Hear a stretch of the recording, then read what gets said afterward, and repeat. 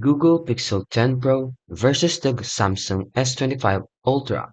So let's start with the Google Pixel.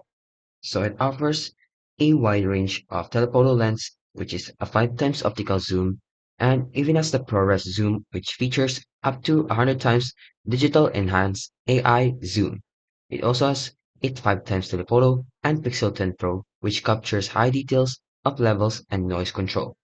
Now for the Samsung one, it is a telephoto with a setup and offers supports for 3 times and 5 times optical zoom, and according to the specs, has up to 100 times space zoom for the Samsung's spec sheet.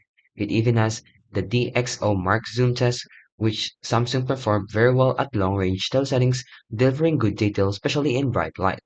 So for real-world zoom performance and observations, for Pixel 10 Pro, it offers a 5 times, which works well, but when you go beyond that into the 30 times and 80 times range, the ProRes zoom is basically just using AI with a cropping and generative. Now for the Samsung one though, in actual zoom test, the phone delivered exceptional and wide range AI and details of zooms, which has no use of AI and even has a low light zoom performance, which was less strong. So overall, the pros and cons is for the Pixel Pro, it has a strong optical. It also has generative AI and even has excellent situational, decent zoom when you want the Google computational photography strand. For the cons though, they have 100 times zoom, which is just mostly AI.